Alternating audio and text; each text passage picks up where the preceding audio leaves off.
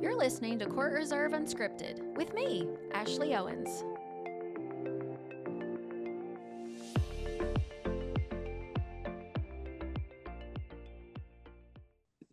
Good morning. Good morning. How are you doing?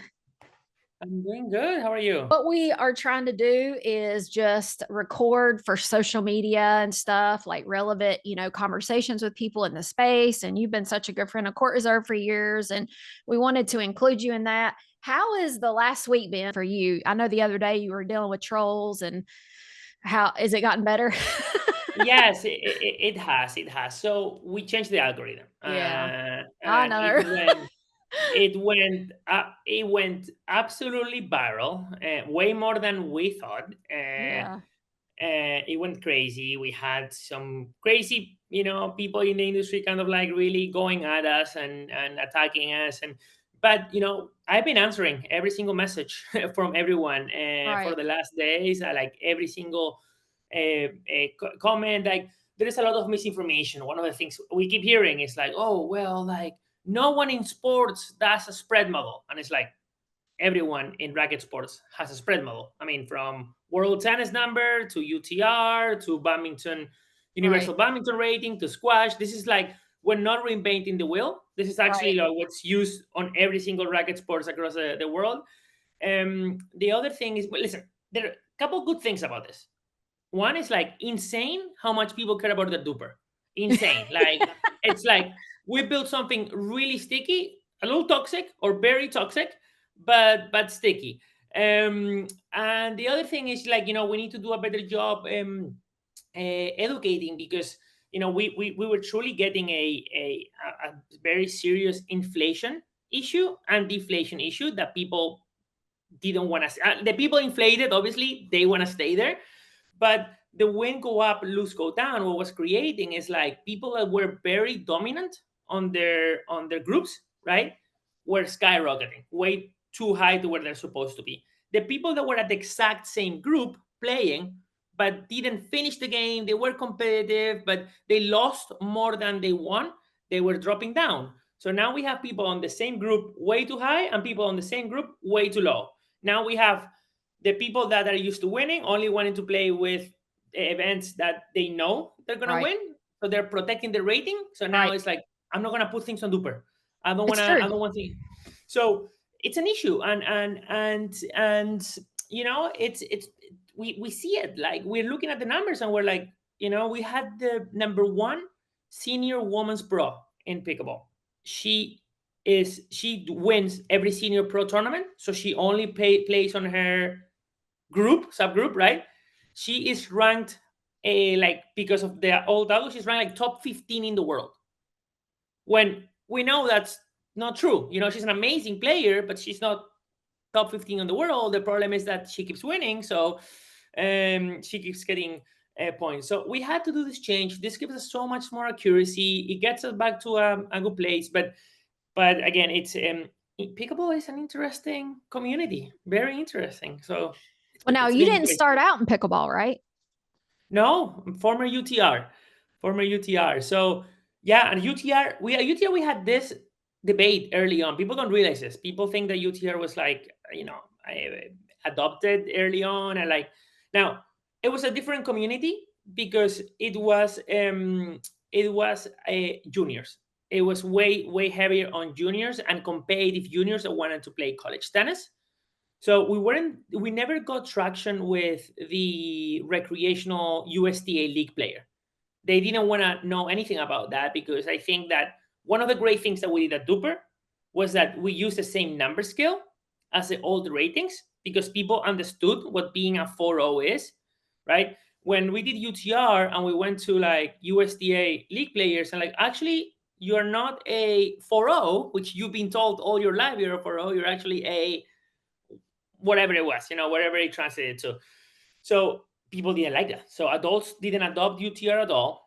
And then it did get toxic in tennis. It did get toxic. It did get toxic, like which I understood. It got toxic with parents more than the actual kids. Like this is like their GPA. This was like so this is what they go to college with. So it got a little crazy. People didn't want to play back draws. People didn't want to play, so it got there. Well, we did a rating in Pickleball where we're all adults, right? Or almost all adults. Well, none of us are professionals. We're all doing this to have fun. And I think I was too optimistic with the take of people of like they would rather be accurate because we're adults and we do this recreationally more than the gamification of it. So it's been interesting. Don't you think we're all 4 O's, Tito? We're all for O's. We're all for O's.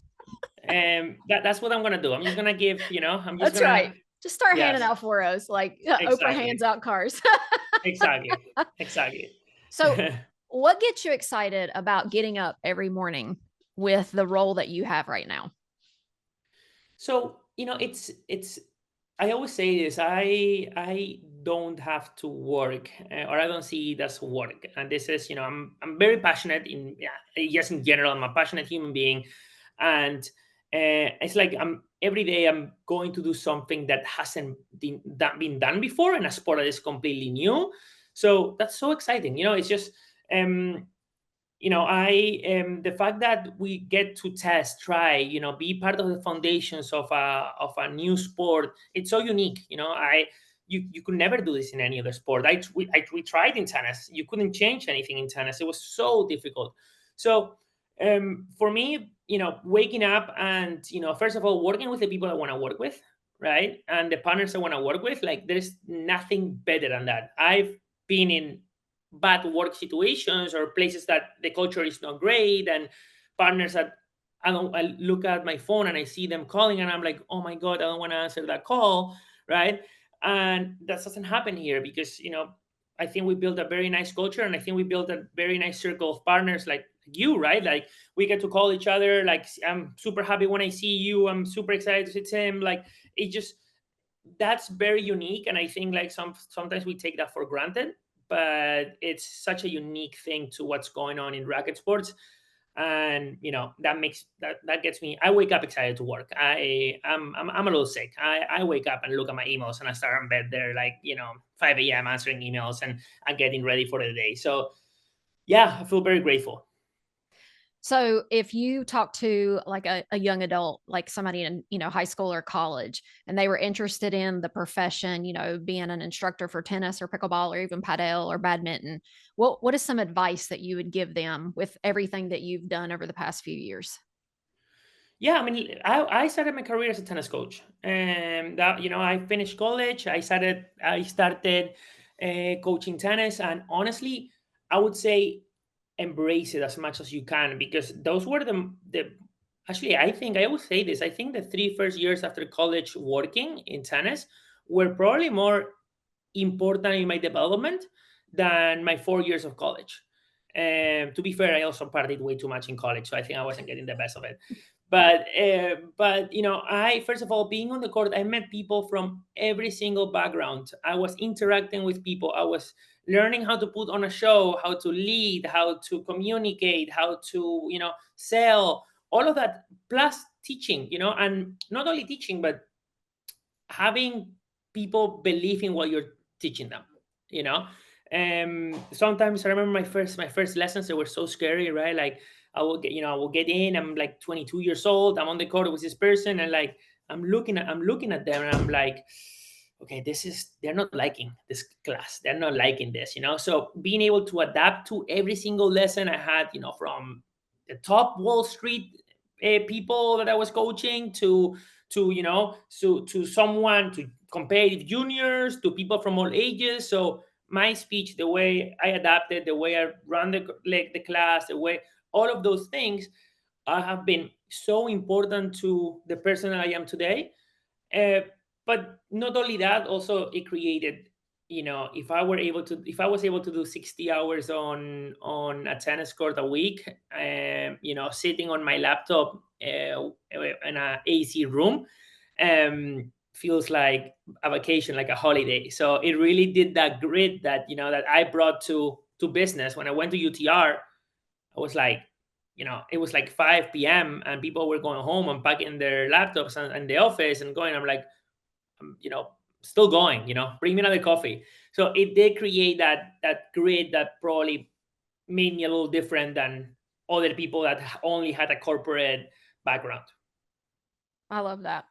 What would you say right now in the next, say, 5 years is important about like the certifications that are going around? We have so many different agencies that are certifying coaches and in our space. Where do you see that going right now? Yeah, so I think I mean, you guys have been in the market for so long. You've seen the changes of the market, the development, and it's kind of like this is hot right now, right? And I think it's very important that doing the things right prevail rather than saturating the market. I see a lot of saturation in many different things. Everyone is trying to do this new thing, and I mean, I have a new platform every day that comes and like, oh, we're gonna do dating for pickleball. There's so many great ideas and so many different things that everyone is seeing in pickleball. But I think the most important thing is, like, honestly, best product wins. Make sure that we're adapting the product that even on certifications, the product that resonates with the people, that we're not translating things from other sports to to to pickleball, padel, tennis. Like, we need to. It's way different than people think. Actually, I think like the only people have to. I think you and I are very very unique in the sense that we probably have spoken to more club directors than anyone in this world. So it's different. The tennis director is way different to the pickleball director. The people playing pickleball are different to the people playing tennis. So honestly, evolving and make sure that we're not stagnant, that it's learning, that we are not like we have too much pride about like this is how it is, and we're kind of like this is the best way to do it. It's an evolving thing. We learn it's cyclical. We need to make sure that we're taking care of this, because we don't want the bubble to ever burst. We want the thing to keep going. We want to make sure that this is a success. So I think good work rather than greed, right, and trying to do everything is important, and focusing on what you're good at is extremely important for the sport certifications. Honestly, every single field in the sport right now. Yeah, I mean, for me and you and Tim, I mean, like we really try and stay in our lane because people are constantly saying, when are you going to get into golf, or when are you going to do this? Or, and if we stay in our lane, we can do it really well. And instead, it's not all this flutter out here for sure. Um, what was my next question? Oh, Tito, is there anything in our market right now that is surprising you? That is surprise. Well, yeah. I mean, everything is so surprising, and it's first. Um, the seeing the difference in how seeing the evolution of how the pickleball club has created, for example, like we had this very hot era of like the top golf concept, right? Like everyone thought that this was gonna be like like chicken and pickle, for example, like you have like food and all of this stuff, and then we evolve into more of a pay to play kind of facilities. And now we're kind of like going all the way back to programming and how to run good programming. So yeah, honestly, there hasn't been a day I haven't been surprised in at least in pickleball. I think tennis, when I was working in tennis, was a little more stagnant. I knew it wasn't changing that much. In pickleball, it's just people are still trying to figure it out. And what hits, what doesn't hit. I love the programming side. I do believe that pickleball is a community sport. Tennis not that much. So, offering a good community within the facilities and good programming and making sure that it's easy and accessible. It's so important. Uh, the biggest surprise I've seen now in the last couple of months that is really calling my attention is Asia as a market in general for racket sports. I went there a couple of weeks ago, and I couldn't believe the amount of facilities that were getting built or already built. Not only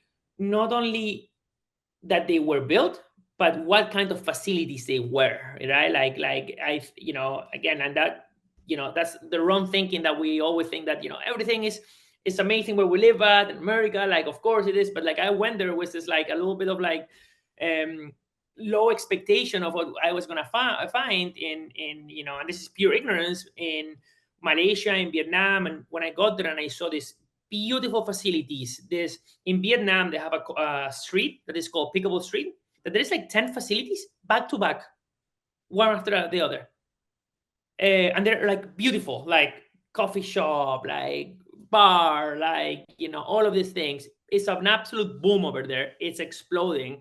So that really intrigued me, and it's just like I think the sport is going to be bigger in Asia than it's going to be in the US. So that's a great point, because we're seeing such saturation now of pickleball facilities. And at Court Reserve, we're seeing pickleball facilities now take on Padel. We're seeing country clubs now taking on Padel. So how do you see our clubs in America who are in a saturated area to stand out? I mean, what makes a club stand out right now? Yeah, I think the key is programming. I really think that. I think, and I say that for myself. I go to the place where the director of made me feel good. I met a couple of people that I like. Like there were some great programming. It was easy to book. It was easy to. Those are the things that I'm looking for, because I'm working all day, right? So whenever I leave these 4 rooms that I'm looking at every single day, I want something easy, and I want something that I feel good about, and I want community. I just moved down to South Florida, so the only way I'm meeting people right now is through. I'm actually playing padel. Sorry, pickleball community. I'm playing a lot of padel right now. I'm just a little hooked into it. But I've been meeting a lot of people, and like now I'm getting invited to other groups and come and play here and all of this stuff. So I think that's the key. I'm a big believer that the facilities are great. They can look great. But honestly, you can have a small facility with a great community, and people are going to fight to be in your facility instead on other facilities. So that's definitely, I think, what the future is. The other thing is, I think, like, we're looking at a lot of markets with club saturation, and I think the club's mentality in some cases is mine, mine, mine, mine, mine, mine, mine. Like, I want all of the members to be in my facility, and now I'm changing membership, and now I'm adapting. And with saturated markets, I do think that a healthy market will see rotation from members from club to club, because they're not going to be that many in 3 years. They are going to be a lot, but to be able to maintain those clubs, I think there has to be a flow of players from club to club, and kind of making sure playing on different courts depending on availability times. And I think sometimes those clubs may be working more as a community within their markets, and pushing each other would be great for the market. I know it's a very difficult concept to believe, but if not, I can see a very strong winner in the market, a second club that is kind of staying or maintaining with the other, and all of the other 4 disappearing. Now, it's tough to tell the main club right now to let go of their members, but I think as an ecosystem, we all win if we are sharing those members. I agree. So my background's tennis. Of course, Tim and I picked up pickleball, opened up Old Coast Pickleball last year. I just played Padel for the first time at the recent IAPPF conference up near Chicago at Alma Paddle. I'm undefeated. Me and my partner won 6-4. Oh, I'm undefeated. It was so much fun. I definitely can see where the draw of Padel, especially for me with a tennis background, it was easy to catch on to. I think pickleball players, it would be easy to catch on to. The concern I've heard at, like, when we went to the City Series for Racquet and also the IAPPF, was the cost of Padel courts and the yes. ability to put them in. Because even here in St. Augustine, like, we don't have any Padel courts in Northeast, Florida right now. If you get Yeah. Padel to come in, then you have to have Padel instructors, right? We don't want just, your tennis coach or your pickleball coach teaching. Now we have Yep. to have Padel coaching. So I think there's a wave coming, and it's very exciting. Miami's a little far for me to drive to play Yeah. Padel, but I can see the draw of it. And definitely, 5 years ago, there were 6 pickleball courts and now there's 600, right? And so Yeah. there's just more and more of this coming. And I see the same thing with Padel. Do you see that? Yeah, 100%. I think it's a different demographic. The people playing padel. I think actually padel is translating way more to tennis. Like former tennis players coming into padel, which is great, and I think it's reactivating some tennis players to get back onto the court. Again, I think pickleball is different. I think it's a whole different community, but I think they all can nurture each other. I think multi court facilities or multi court, I mean, like different type of sports facilities, right, are going to be the future. Because if I go to play pickleball every single day and I see a paddle court right next to it, I'm going to try it. I'm going to play. And by the way, now the brands are nurturing as well, because now you have people buying a pickleball paddle and a paddle. That's tough to say. And even in tennis, I worked closely with the USDA in the past, and I love the people that are USDA. They're fantastic, and I always thought, like, you know this is a great opportunity also for tennis clubs to get more people in through the doors. I'm from Spain, right? I played tennis all my life. And my club, growing up, because in Spain we had padel for the last 30 years. We had padel always, like always in my club when I was growing up. So I played tennis. So my dad will come, draw me a tennis lessons, and then he will go and play padel, right? So now the club was filling out 2 programs out of 1 family, and so on, and it was a rotation. And then my dad started playing some more tennis, and I think this is it nurtures is it nurtures, it's good to offer all of those things. I think for tennis clubs, it's great to open pickleball and paddle court. It's not taken away. It's actually getting more people through the doors. That's what we want. And yeah, the cost with paddle is interesting, right? It's a way more expensive court. I mean, the paddles are like $300. Mhm. It's I'm seeing it right now as it's great in big markets. New York, it's fancy. Miami, of course, is hot right now. It's almost more aesthetic. It's almost like a picture taking situation. I mean, I'm very interested to see if you paddle clubs that only have paddle are able to do it, or is the paddle clubs with pickleballs the ones that we're gonna see really like developing here in the near future. I mean, multi-sport is something Court Reserve's done for years. And I can tell you, when we look at the pickleball, who also has golf sims, or golf sims that also has a little bit of tennis, or tennis and pickleball, or pickleball and padel. I mean, those are really successful clubs because you are bringing in those different multi-generational. You're bringing in they're coming in to play golf, and now they see pickleball, and now they're excited. So I do think the multi-sport facilities are going to carry us in the future for sure. Yeah, I agree. I agree. Again, I think to that point, like we see that even on the fitness industry. When I was living in Charleston, I was going to this gym that had like a working area, a coffee shop, and had the gym, and then I had like a cold plunge and a community area and all that stuff. And like for a lot of the remote people, or people that are locked in an office all day, like I sometimes just want to see someone outside of the screen. So going and I went to LA Fitness this morning, and I saw people at the gym, and I was like, oh, people, hello. So I think we seek that, right? And I think that when you offer different things and more activities, you're going to want to spend your Sunday there, because it's not only about playing pickleball, but like, hey, now I can play golf simulator, and I can do this and I can do that. So I agree 100%. We are creating you know community clubs as well as racket sport clubs. So where are you headed next in the next couple months? Well, where are we going to see you at? I am still debating on PickleCon. I don't know if you guys are gonna be there. Actually, Tim and Nick Um, are going to PickleCon. oh, awesome, awesome. Yeah, I'm still debating, because my end of August is gonna be pretty hectic. U.S. Open, MLP New York. There's something else before Well, before that. there's a city series in LA Yes, in CD series in August LA. as I'm well. Yep. Yep. There's an Yeah. IAPPF in Fort Lauderdale. I'm gonna be on that one. I'm gonna be in that one as Nice. well. I last couple of years I've been on the, like, I mean, like, been on the road so much. So I'm trying to be selective of because if it's not, it gets too crazy. And I feel I don't get any work done when I'm traveling. I come back home. Yeah, I come. But those are the ones, and then yeah, I know there is one in Austin IPF as well coming here in October. I'm definitely gonna be there on that one. So yeah, it's a busy summer coming.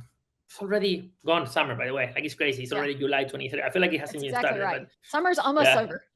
I know. I keep saying, now summer. I'm like, I need to go to the beach or something. That's right. Well, thank you, my friend. It's always good to see you. And I will see you probably soon in a couple weeks. For sure. Always a pleasure. Thank All you. right.